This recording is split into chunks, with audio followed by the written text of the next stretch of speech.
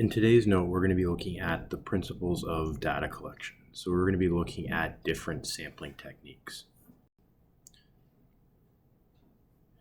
So some key terminology that we want to look at is population and sample. And what the population is, population just refers to all of the individuals who belong to the group being studied. And then a sample is a subset or a smaller group of that entire population. So for example, if Miss Yallop wants to know where seniors want to hold grad this year or prom, what is the population and what could be the sample? Well, the population, or all the individuals that we're studying in this case, would be seniors, because we're concerned about where the seniors want to hold grad or prom.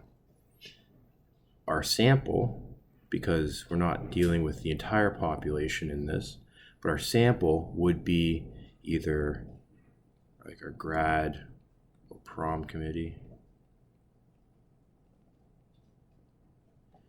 because that's the subset or a smaller group from that overall population. Some other terminology: sampling frame, so the group of individuals who actually have a chance of being selected as part of the sample. And then a census is a way to ask the entire population. So if you think of the Canadian census, you're asking the entire population. So what is the point of sampling?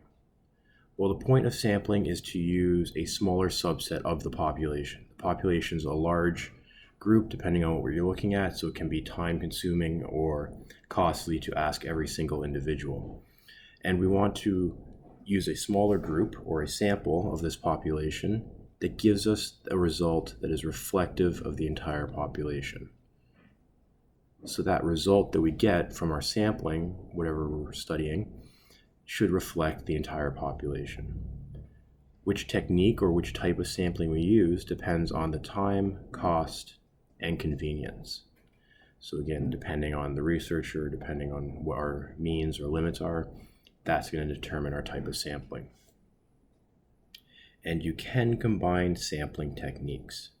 So we can combine the sampling techniques that we're going to be looking at.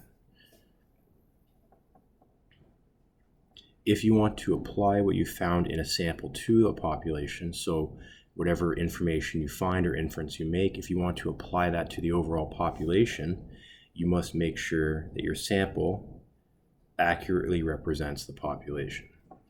So for example, if I want to find out information about students at school, if I only ask grade 9s and use that result as the result for the entire population, that's not going to accurately represent them, because the entire school is not made up of just grade 9s.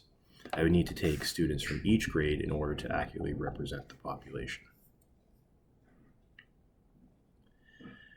And the larger the sample, the more likely it will accurately represent the population. So the more people I take, or the more information I gather, the more likely it will represent the population.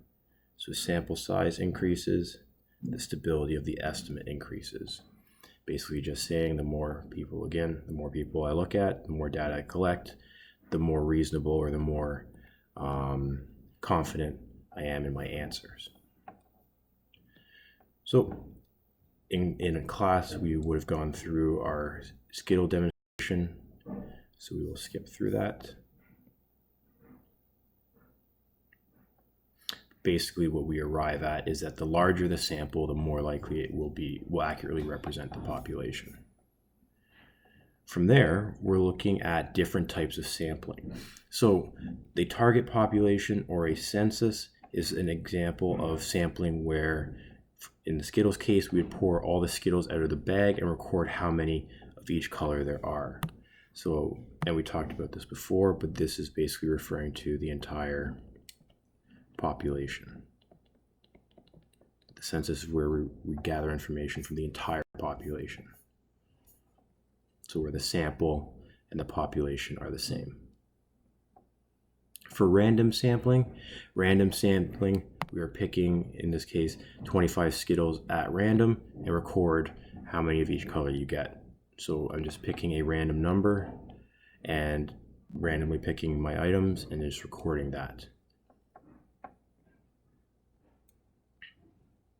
Multi-stage sampling, we randomly choose half of our population, or in this case Skittles, then randomly choose half again from that group, and then choose half from the second round of random selections. So basically we are sampling in stages. So we are choosing half and choosing half again, and then choosing half a third time to make our multi-stage sample group.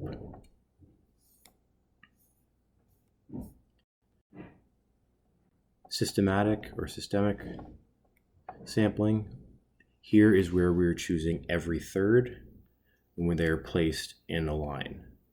So systematic is where we are choosing every nth number or every nth item.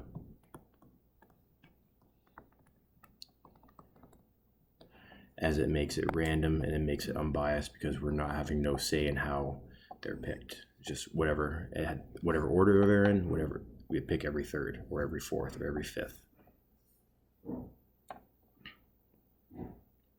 For stratified sampling, we need to create a sample that is similar to the target population in terms of percentages or in terms of percentage of each color. So this means that the sample we take has to be an equal representation of our target population. So for example, in terms of our Skittles, if we sort by color and then select 25% of each color.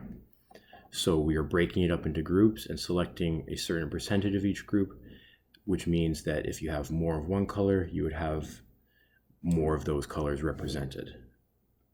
So the smaller group would be reflective of the target population.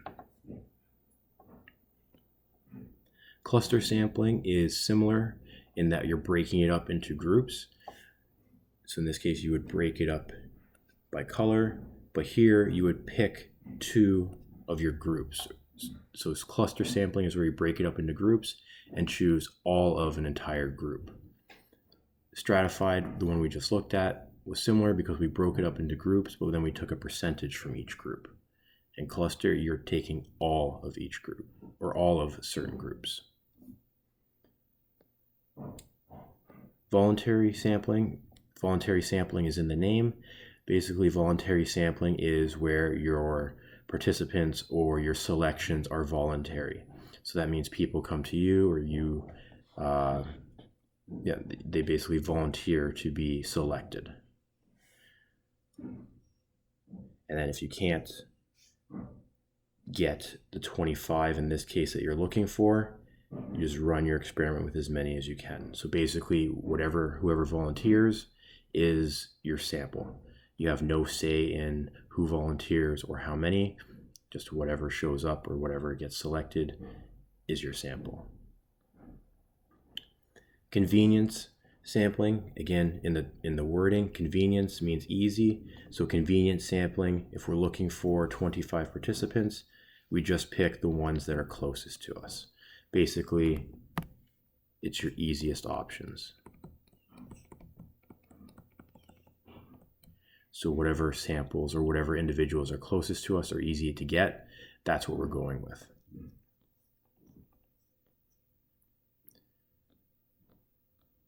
So these sampling techniques, they all fall into two categories.